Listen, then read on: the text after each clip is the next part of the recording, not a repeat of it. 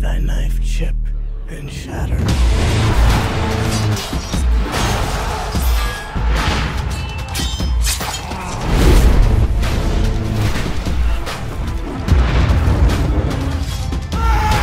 Et bonne année à toutes et à tous, bonne année messieurs, messieurs, bonne c'est vrai. année. Et c'est la vidéo traditionnelle. C'est vrai, c'est le point central de la chaîne, c'est cette vidéo qui revient tous les ans. Je crois, si je dis pas de bêtises, qu'on n'était pas revenu ici depuis un an pour le dernier top. Du coup, bah voilà, c'est incroyable. Donc comme chaque année, on va vous présenter les films qu'on a préférés au cinéma cette année. Petit rappel des règles. On fait quoi? On fait un top commun de la 10e à la 4e position. Et après, particularité. Petite mention honorable. Et ensuite, un top personnel de la 3e à la première place. Exactement. Vous avez plus de films à recommander. Sans plus tarder, on passe à la 10e place. Faut pas que tu regrettes ce week-end. C'était peut-être pas une si mauvaise idée. Et oui, à la 10e place, on retrouve Nous les Leroy. Nous les Leroy. Nous les Leroy. Nous les Leroy. Film de Florent Bernard. C'est l'histoire d'un couple qui est sur le point de se séparer. Ils ont 2 enfants qui sont de jeunes adultes, jeunes adolescents.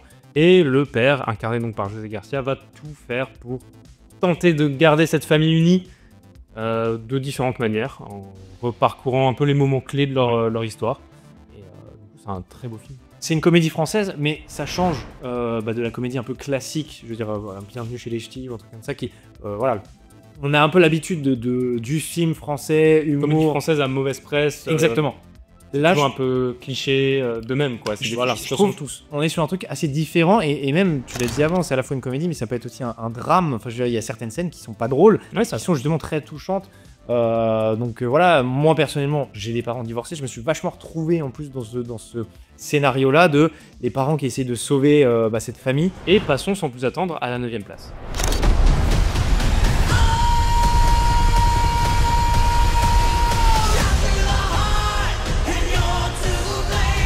Et oui, on va donc parler de Fall Guy, et non pas Fall Guys, le jeu vidéo. Très cool d'ailleurs, rejoignez-nous, je mets nos PSN ici. Non, je plaisante. C'est l'histoire d'un doubleur cascade, qui fait les cascades pour un comédien dans le milieu du cinéma. Ah oui. Et en fait, après s'être éloigné du plateau pendant plusieurs années, il est appelé pour un tournage.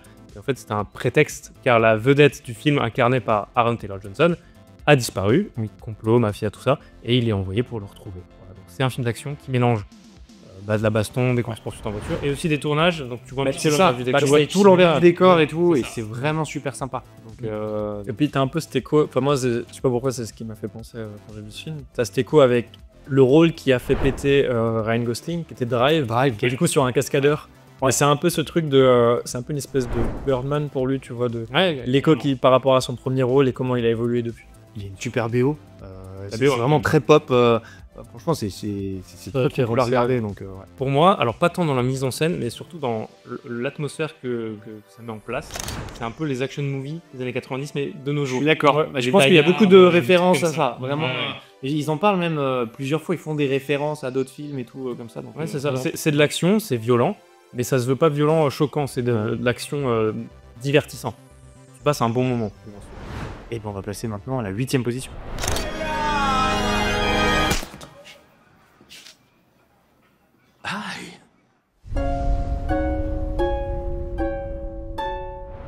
En 8e place, Pauvre créature de Yorgos Lanthimos, film sorti en janvier.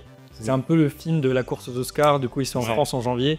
On l'a un peu oublié avec le temps, mais on voulait quand même en parler, parce que c'est un film très important, un film qui a beaucoup marché, et un film qui a rapporté des Oscars. Ouais, c'est vrai. Oscar de la meilleure actrice pour Emma Stone, et je crois d'autres Oscars un peu par super. Ouais. Le film est assez compliqué à résumer, parce que c'est une espèce de Frankenstein moderne, féministe, du coup sur cette personne.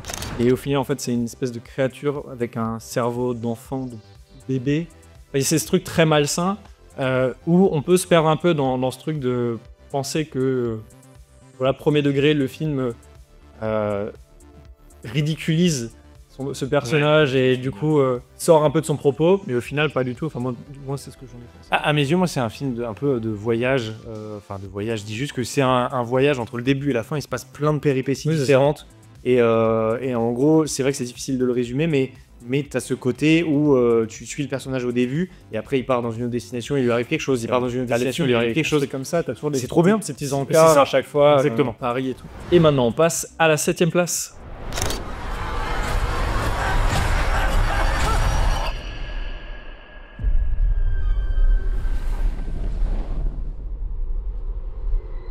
Je suis prête.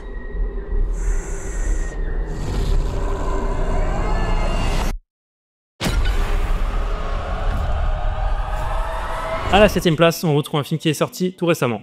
C'était le 25 décembre, c'était Nosferatu de Robert Eggers.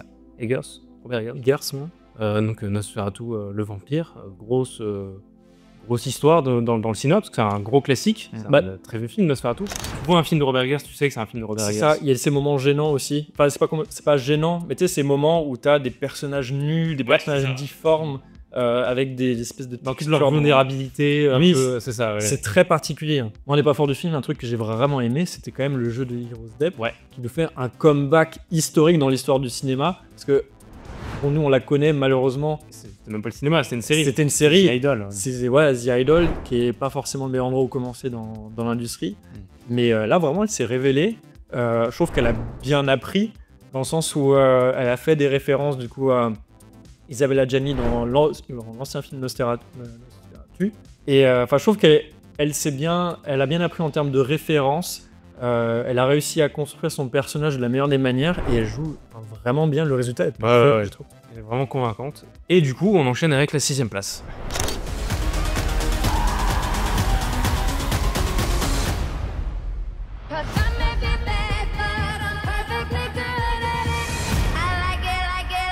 Et en 6ème place, du coup, bah voilà, on aura le film Challengers de Luca Guadagnino, grand copain à nous, qu'on avait pu rencontrer à Cannes.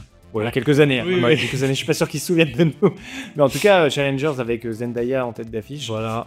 C'est l'histoire du coup de cette tenniswoman qui a en fait un peu un triangle amoureux avec deux autres hommes. Et tu vas suivre un peu leur vie quand ils sont plus jeunes et après surtout quand ils sont adultes.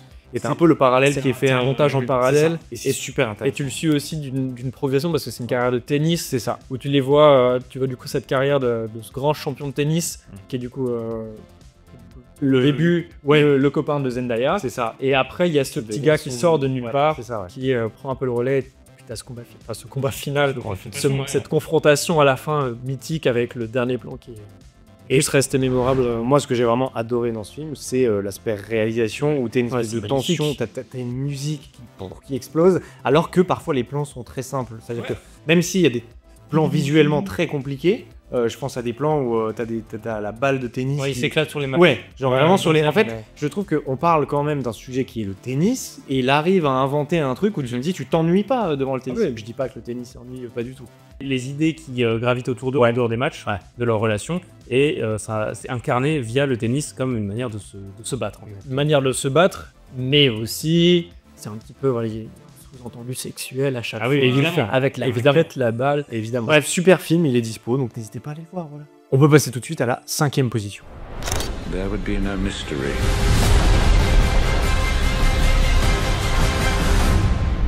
And therefore no need for faith. En 5ème position, Conclave de Édouard Berger. Il mousse papa, mais j'en ai dit. oui. Nous avons notre pape. Film allemand. Étonnant. Le réalisateur allemand qui a un peu percé l'année dernière avec All Quiet on Western Front. C'est un film Netflix qui avait tout pété aux Oscars. Et là, du coup, il revient avec Conclave. Cette espèce de complot. C'est un conclave. C'est l'histoire d'un pape qui vient de mourir, organisation d'un conclave pour élire le nouveau pape. Voilà. Et c'est une élection politique, mais au sein du Vatican, avec tous les complots qui vont avec, les coups bas, les histoires surtout un peu sordides. Sans vouloir spoiler, de un par un, tu sais, on fait tomber les pions. On fait tomber les pions. Et je sais pas, ça fait un peu penser à tous ces thrillers politiques qu'on a vus. Sans vouloir citer House of Cards, qui est un peu... c'est un peu la référence dans le truc, clairement. Un truc d'élection où tu dois déjouer tous les obstacles pour arriver à ton but ultime. Sachant que, ça je crois que c'est dans les bandes annonces, le personnage principal n'a pas pour objectif de devenir le pape. Oui, c'est ça. Donc on suit un personnage qui va juste subir un petit peu toutes ces magouilles et essayer de faire son boulot comme il veut, parce que lui son rôle c'est d'organiser le conclave. Donc, ils ont tous une politique, une version de la papauté qui est différente. Ouais, c'est ça. T'as ceux qui veulent faire évoluer le catholicisme plus progressiste, d'autres qui sont très conservateurs et qui veulent revenir à comment c'était avant. Enfin, il y a vraiment plusieurs visions qui s'affrontent. Et on te fait, bon après c'est peut-être le parti pris du film, mais on te fait quand même aller vers Oui, il y en a un qui un truc plus mis en avant. Ouais, qui est plus mis en avant. Après, moi ça me dérange pas parce que c'est celui que j'aime le plus. C'est vrai. Hein. Ah bah on enchaîne tout de suite avec la 4ème place.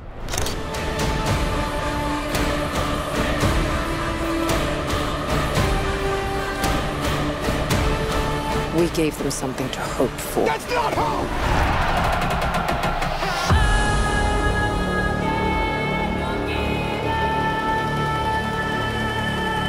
Dune 2 de Denis Villeneuve, et c'est vrai que c'est la seule suite du classement. Ils C'est assez rare. pourtant. Parce que non, c'est Mais pas c'est la vrai seule que cette suite. année- On verra plus tard, mais il y a d'autres films qui sont Ouais. quels que soient les sites. À la limite. De saga. Le premier a fait un carton. Le premier était très bien.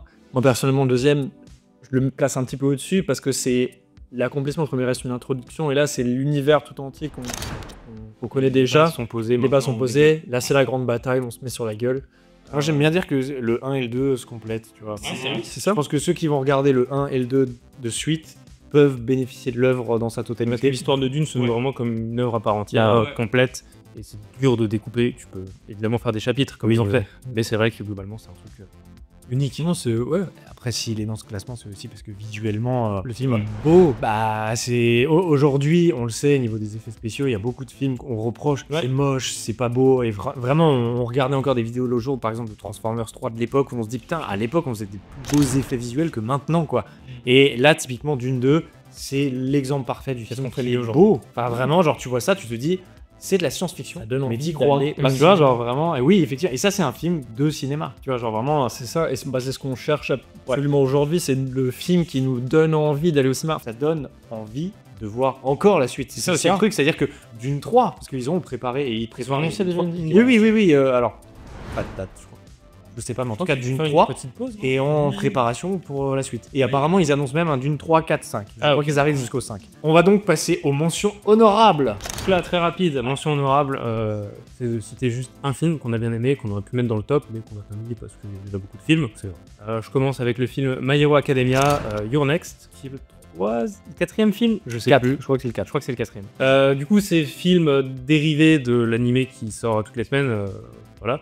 Ils font toujours un espèce de film qui est un spin-off, une histoire en plus, qui ne dépend pas de l'intrigue principale. Et du coup, là, c'est l'histoire de la seconde A qui est face à un Dark All Might et qui essaie de prendre la place d'All Might. Je n'ai rien compris à ce qu'il vient de dire. Juste à l'instant, j'ai rien compris. On dirait Adrien qui part bien. Désolé. Vous êtes pas dans le coup. Il y a un boomer. On est trop vieux. Il y a un public. Et du coup, bah, c'est Deku et toute la classe qui vont essayer d'arrêter ce Dark All Might. Voilà. C'est très cool. On sent que le budget de la saison 7 était un peu en dessous par rapport aux autres saisons. À cause du film, le budget est carrément dans le film. Il y a des passages, c'est du niveau masterclass, enfin vraiment incroyable en termes d'animation. Ils se sont fait plaisir. Et je crois qu'il n'y a pas d'autre film qui est annoncé, donc s'il vous plaît, mettez l'argent que vous avez mis dans le film dans la saison 8. Ma mention honorable, c'est du coup Dahomey de Mati Diop, Ours d'Or à Berlin. C'est un documentaire. En gros, ils ont récupéré 26 œuvres du musée Quai Branly Jacques Chirac. Qui est du coup des œuvres qui ont été volées pendant la colonisation française. Et c'est un petit peu tout ce processus de comment ils ont ramené les œuvres et comment du coup le Bénin l'accueille, les gens là-bas. Et ce film joue beaucoup à moitié sur une espèce de fiction bizarre de comment les œuvres vivent et comment elles ressentent un petit peu ce moment où elles retournent dans leur pays. Comment est-ce qu'ils voient aussi le futur du Bénin à travers l'art. Enfin, c'est un truc ultra complexe, très très bien. Film qui m'a beaucoup marqué, j'y repense très souvent. Voilà. Très bon film. Très rapidement, ma mention honorable, c'est Blink Twice, et du coup, réalisé par Zoé Kravitz. Voilà, c'est Fille son premier de film. Lenny Kravitz. Et c'est son premier film.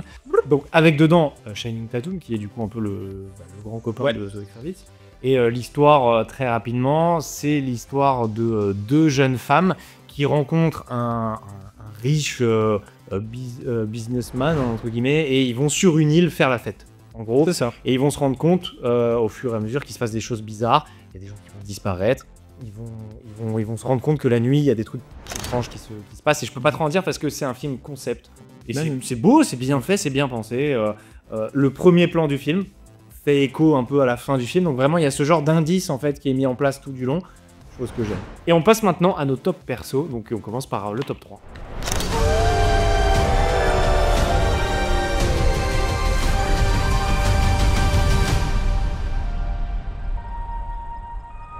En troisième position, j'ai mis le film Le Robot Sauvage. Oui. Le film était incroyable. J'ai pas honte de dire qu'il m'a bien fait pleurer. Parce que le film est très beau. La honte, il a pleuré. Bah regarde-le, je pas pleurer. J'aimerais bien. Tu l'as vu toi? Moi, je suis un gros garçon, je peux pleurer. Du coup, c'est l'histoire d'un robot qui est en gros une espèce de dystopie où il y a des robots à tout faire qui sont envoyés partout dans le monde. Et en fait, il y a un des robots qui se perd à un moment donné dans une tempête, qui s'écrase sur une île sauvage, peuplée d'animaux. Et elle va s'habituer et essayer de s'acclimater à cet environnement, à cette nouvelle population, apprendre le langage de tous ces animaux, communiquer avec eux, et elle va devenir la mère d'un petit oiseau qui va devoir migrer, mais qui ne sait pas voler. C'est le pire pitch, mais bon, si tu sais, c'est à peu près ça. Et la musique est incroyable, les visuels, j'en ai parlé, l'animation, il y a un vrai parti pris. J'ai l'impression qu'il y a cette volonté des studios de vouloir se démarquer à chaque fois avec leurs pattes, leur style d'animation. Bah, il y a eu Spider-Verse, forcément. C'est ça qui a lancé. Le chapeauté aussi avait sa patte, là c'est encore le cas. Il y a cette volonté de faire autre chose, sous-entendu de se démarquer de Disney, Pixar qui font un petit peu au même style, hein, aussi beau soit-il. Même s'il commence à arriver aussi à des trucs net et ça, ils commencent à tenter de... Parce qu'ils comprennent qu'il faut se démarquer. Non. Les thèmes sont forts, il y a un vrai parti pris, message écologique et sur la nature forcément. Sur la transmission d'une figure maternelle à un enfant. Voyez-le, pleurez un bon coup et ça ira mieux après.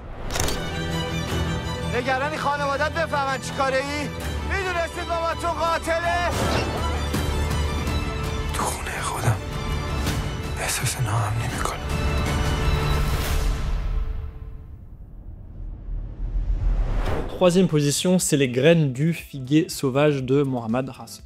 Ouais, dans le truc sauvage. Ouais, c'est vrai. De Mohammad Rasool. Surtout, ce titre n'existe pas et tu l'as inventé. Bah, parce que ce qui était très drôle, c'est que nous, on écrit du coup sur un tableau, sur un tableau blanc.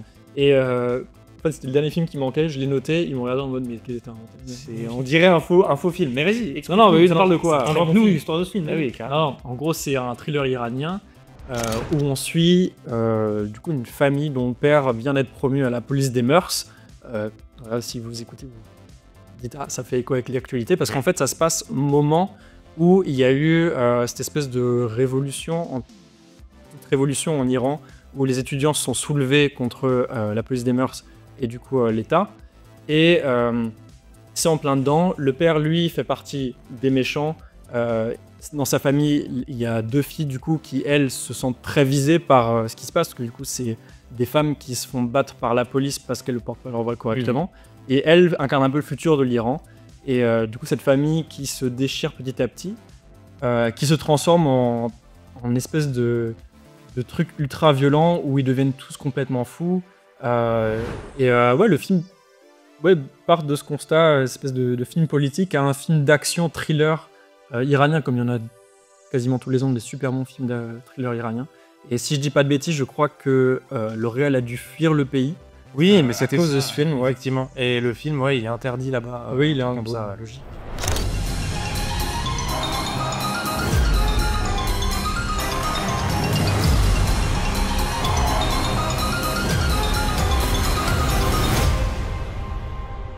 Mon top 3, c'est donc Monsieur Aznavour, réalisé par Mehdi Idir et Grand Corps Malade, donc ils sont deux à la réal. Et il est troisième chez moi parce que Aznavour, moi je le connais de mes grands-parents, tu vois, genre je sais que mon grand-père est fan, je le connais pas personnellement. Je pensais que t'allais dire. Non. On faisait des petits repas. Non, mais voilà, je le connais en mode, je sais que je l'entendais quand j'allais chez mes grands-parents et tout, mais je ne me suis jamais vraiment intéressé à sa vie. Et surtout, moi j'ai envie de dire, je connais un Monsieur Aznavour vieux. C'est comme le Johnny Hallyday vieux. Tu vois ce que je veux dire? Pour moi, cette personne a toujours été vieille. Son arc vieux. Exactement. Après, je n'ai pas son perso jeune. Les vieux de base, tu sais, avec ces petits trucs là-dedans. C'est ça. Mais par contre, le côté un peu sa jeunesse, mais je l'avais pas du tout, tu vois. Et j'ai adoré ce film parce que en termes de biopic sur un personnage célèbre et tout, bah en fait, je savais pas que c'était une giga star. Je connaissais pas du tout ce personnage et je savais pas que Monsieur Aznavour, il avait fait des tournées internationales, qu'il était connu partout, qu'il avait rechanté tous ses titres mais dans plusieurs langues différentes pour pouvoir. En fait, c'était vraiment un visionnaire à la manière de Pink Floyd et Oli, tu vois, genre vraiment. Non mais il y a vraiment un truc où je me dis, ok, il a eu une vie mais de fou. Il est resté fidèle toute sa vie à, en gros, s'il ne fait pas son art, il meurt. C'est vraiment ce qu'il dit en mode si j'arrête de faire de la musique, je meurs quoi. Et ouais, j'ai trouvé ça très beau et apparemment, c'est ça qui est bien, c'est que le film est assez fidèle à sa propre vie parce que du coup, sa famille qui est encore en vie a assisté au tournage, a vraiment beaucoup travaillé avec les réalisateurs. Tahar Rahim qui interprète Monsieur Aznavour, je trouve qu'il le fait super bien. Quand tu regardes les images d'archives. Je pense juste à Tahar Rahim qui a fait dans la même année Aznavour et Madame Web. C'est vrai, C'est le méchant dans Madame Web, en catastrophe. Et voilà. C'est ce qu'on appelle Un grand écart. C'est lui qui joue Mufasa. C'est lui qui la fait la bouteille, voilà, c'est lui qui fait la VF. Ok, c'est tout pour moi.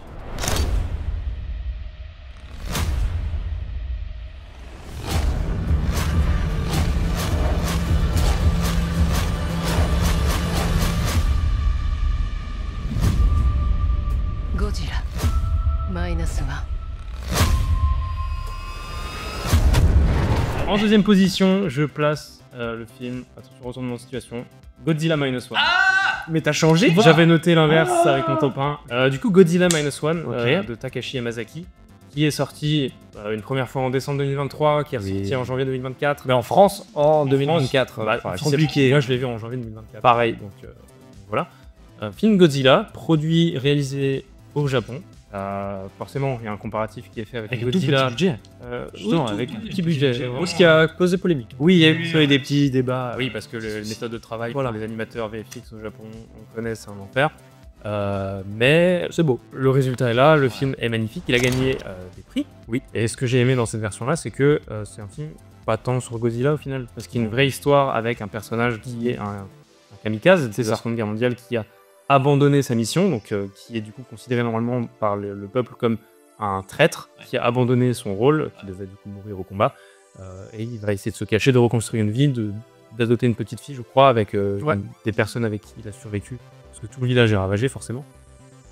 Et c'est un peu une reconstruction du Japon, parce que Godzilla symbolise aussi cette peur du nucléaire, de la bombe atomique, prétexte que seule une créature horrible pourrait faire autant de dégâts. Et du coup, le film est très axé sur ces personnages-là, sur ces humains qui vivent une histoire humaine au milieu de toutes ces catastrophes. Et je trouve que c'est ultra réussi parce que ça nous parle, même si on n'a évidemment pas connu un tel désastre, on est touché par ce qu'ils vivent. Sachant que j'aurais bien aimé celui de Gareth Edwards en 2014. Et c'est bien celui-là. Il y avait un truc d'un point de vue humain et on voit des créatures immenses s'affronter. Souvent, on voit les dégâts causés par Godzilla, mais pas Godzilla, parce qu'il est déjà parti. Parce que nous, on s'est caché, et on sort au moment où il est parti. Donc voilà, Godzilla -1, c'est un grand oui, et puis je vous le recommande.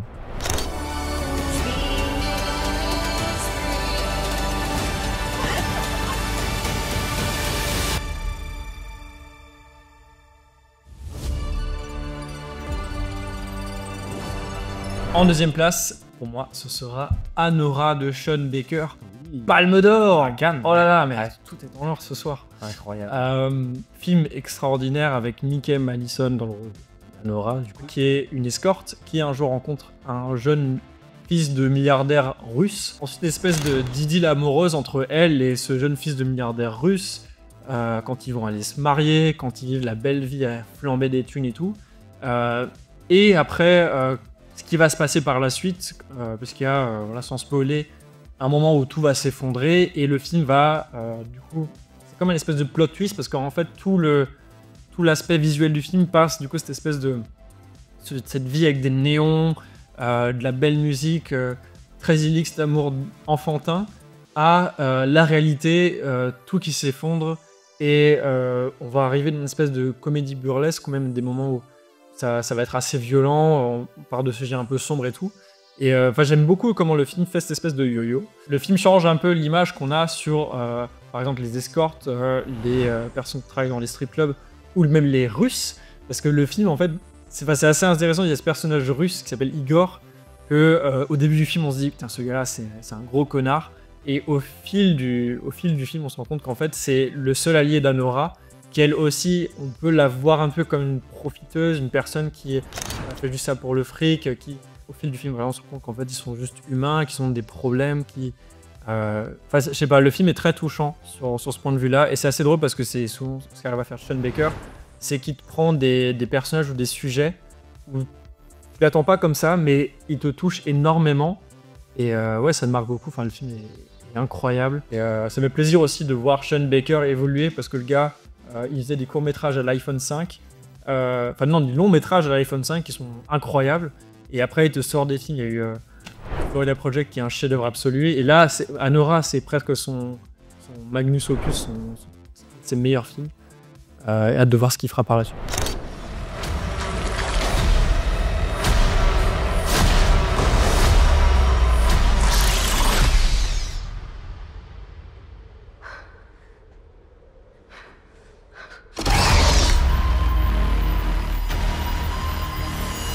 En deuxième position de mon côté, je vais parler de Alien Romulus. Voilà, c'est le film Alien, je pense que c'est peut-être un de mes préférés. Alien Romulus raconte l'histoire d'une jeune fille et son androïde, c'est un peu comme son frère en gros, elle veut quitter la planète où elle est et elle rejoint une espèce de team de jeunes et ils quittent la planète pour aller dans une espèce de base et en fait c'est infesté par plein de facehuggers en fait. C'est des petits, les petites araignées aliens qui vous sautent dessus et qui vous pénètrent le visage.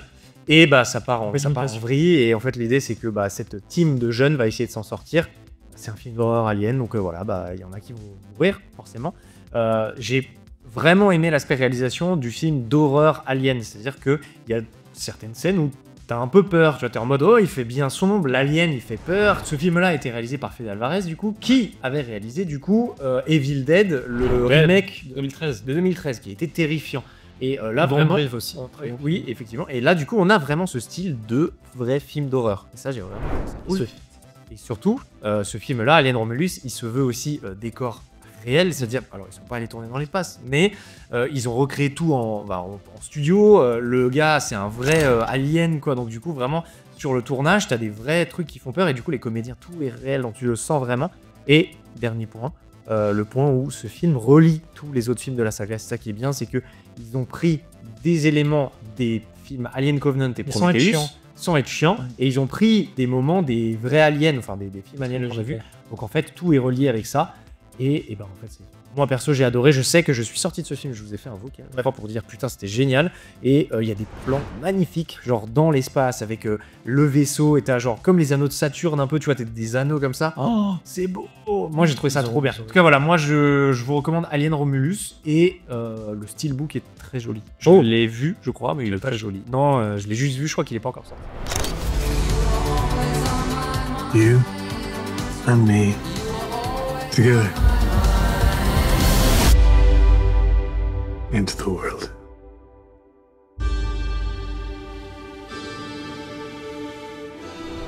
En première position, j'ai mis le film All of Us Strangers, réalisé par Andrew Haigh, avec Paul Mescal du coup, et Andrew Scott surtout.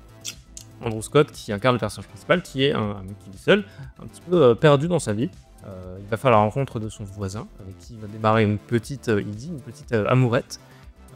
Et un soir, alors qu'il se balade près de là où il a vécu étant enfant, il va rencontrer le fantôme de ses parents, qui sont décédés il y a plus de 15 ans dans un accident, et il va se retrouver plusieurs soirs à aller chez ses parents et parler avec eux, pour essayer de comprendre l'enfant qu'il a été, de parler de lui. On dirait un... Ouais, vas-y, dis-le. Non, on dirait un peu ce que t'écris en ce moment aussi. Anecdote, genre en vrai, il y a un style. J'ai vu ce film, je fais putain, j'aurais aimé faire cette histoire, quoi. Parce que c'est totalement pour le coup un sujet qui me parle, de pouvoir parler à des gens d'avant, parler à soi d'avant, comprendre d'où tu viens. Mais quand t'as décrit là le film, justement, je me suis dit, mais ça c'est typique un sujet pour Flo. Tu vois, genre vraiment un truc que toi t'aimes ses parents traiter.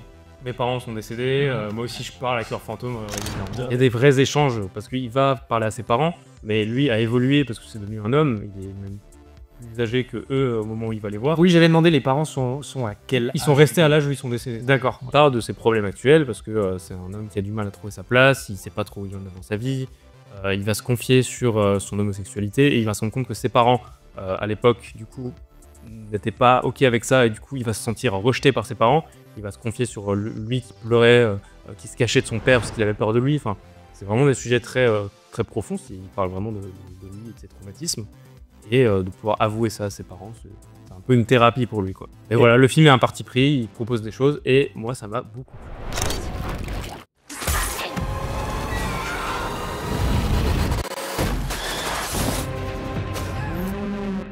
People are gonna love that.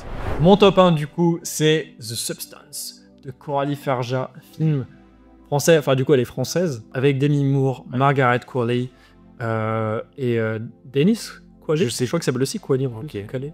Je l'aime pas cet acteur en plus. Mais il est très bien. Oui, je vois que tu veux gagner un peu. Demi Moore qui est cette immense animatrice télé qui fait une espèce de programme de step dance, tu sais, les trucs de fit que tu regardais à la télé dans les années 80. Mais bon, elle est plus à la mode, elle ne rentre plus dans les standards de beauté. Elle est trop vieille en fait. Voilà, elle est trop vieille. Ouais. Et du coup, on va la jarter du programme. Ouais. Et à ce moment-là, arrive une espèce de petite enveloppe. La substance. La substance, c'est très simple. C'est un truc que tu t'injectes. En gros, c'est les compagnons qui la contactent pour cette espèce de sérum de jeunesse, comme tu as dit. Où là où ça pourrait justement la transformer, elle, en plus jeune, non. Au contraire, ça crée un clone d'elle plus jeune, qui n'est pas du coup elle plus jeune, mais qui est une version idéalisée dans les standards de beauté, tout ça, d'elle pour du coup créer une alternance. Je crois que c'est toutes les semaines. Tous les 7 jours, du coup, c'est Demi Moore vieille qui aura la contrôle, et ensuite la jeune, voilà, qui s'appelle Sue. Voilà, c'est ça. Et qui elle aussi, du coup, a son programme, elle devient populaire, et il y a un peu ce truc qui est assez intéressant entre ces deux personnages qui essaient de prendre le dessus sur l'autre. Ouais. Et voilà, le film, au-delà de ça, il a, comme on l'a dit, c'est du body horror, donc c'est très très cool pour l'industrie du film d'horreur. Enfin, c'est incroyable de voir des films d'horreur aussi bien faits et aussi bien écrits. Mais il y a aussi tout l'aspect féministe, mais c'est du féministe, je sais pas combien ça, c'est du féministe très hardcore. J'ai bien aimé comment le film parlait de tout ça, parce que c'est des sujets qui sont de plus en plus parlés, et c'est trop bien. Et là, il le fait d'une manière différente à travers l'horreur. Coralie Farja l'avait déjà fait dans son précédent film, qui s'appelait Vengeance, un truc comme ça. J'ai vu qui était incroyable aussi, qui était aussi une espèce de film body horror avec beaucoup de violence, beaucoup de sang. Et moi, ça me plaît. C'est extraordinaire. Si je renonce à me faire justice, je renonce à la seule force qui me tient en vie. Mon top 1 à moi, c'est Le Comte de Monte Cristo avec Pierre Ninet, qui est juste incroyable à mes yeux. Je crois que c'est le film de l'année où, quand je suis sorti, je me suis dit waouh, c'est du grand cinéma. C'est un peu un top qui met tout le monde d'accord. Je crois que, mais ouais, vous aussi, mais moi, non. Énormément. Ouais, j'ai l'impression que on a fait une limite. Ouais, j'ai l'impression que je connais personne qui m'a dit c'est de la merde. Je connais même des gens qui étaient pas fans de films français, qui ont regardé ce film et qui après ont voulu voir d'autres films français. Donc ça, c'est vraiment cool. Et puis ils ont vu les 3 mousquetaires et ils sont été déçus. Non, mais du coup, c'est toute l'ascension et la descente aux enfers d'abord en fait du comte de Monte Cristo, qui est promis à qui n'est pas du tout promis, donc qui demande en mariage Mercedes, voilà. Et en fait, c'est le cousin de Mercedes qui au final est fou amoureux de Mercedes, qui va trahir son pote Monte Cristo, qui en gros va l'envoyer à la prison avec l'abbé Faria. L'abbé. Voilà, il va rester Monte Cristo pendant des années et des années là-bas, et en fait il va revenir en mode le Batman c'est un peu le Batman des années. C'est la vengeance. Il le dit, je crois, non? Il dit je suis la. Il dit ça, il dit je suis la vengeance. Il le dit en la nuit. T'as Pattinson qui fait alors ça c'est moi. Ça si tu veux juste dire un autre mot, ça me va. Non mais à mes yeux, et j'ai vraiment dit ça, je crois que c'était ma critique Letterboxd d'ailleurs, c'était vraiment genre le Batman des années 1800 quoi. Vraiment et les décors, les visuels, putain, il y a certains moments quand ils sont sur les bateaux, j'étais en mode, j'avais l'impression de regarder un Pirate des Caraïbes, c'est des années 2000 là, mais vraiment en mode super joli quoi. Franchement, j'ai rien à dire, et même un truc, je suis même dégoûté que le Monte Cristo, il n'y ait qu'un seul film. Tu vois, j'aurais voulu limite, putain, lancez-moi une saga sur le coup de Monte Cristo. Là, ce qui est la force de cette histoire, c'est justement ça. Moi, je trouve qu'il y a un vrai côté plaisant à suivre l'histoire, parce que d'abord, il y a sa descente aux enfers qui est un peu dur, regarde, pour lui. Mais le moment où il arrive à se venger sans spoiler, c'est vraiment plaisant parce que t'es avec lui, t'as vu ceux qui lui ont fait du mal, et tu sais que lui, il va aller les chercher un par un. Et ouais, c'est assez plaisant à regarder parce que tu sais qu'il a les moyens de le faire. Cela dit, il y a une critique à faire dans le film, c'est il met une moustache, un faux nez et personne ne le reconnaît. Tiens, il faut accepter ce parti pris, et le film est génial. Mais il faut l'accepter parce que dans le livre et dans la nouvelle de base, dans l'histoire de base, c'est comme ça quoi. Oui, c'est vraiment il y a un masque et personne ne le reconnaît, tu vois. Mais c'est vrai qu'aujourd'hui on se dit bon. Après, c'est vu que de nos jours c'est possible de s'exprimer comme ça. À l'époque, il disait pas, il a mis un faux nez, une moustache. Évidemment que non. Bah voilà, c'était notre top Pictural Things 2024. Non, du coup. Non, parce que le top Pictural Things c'est Bloody Night cette année.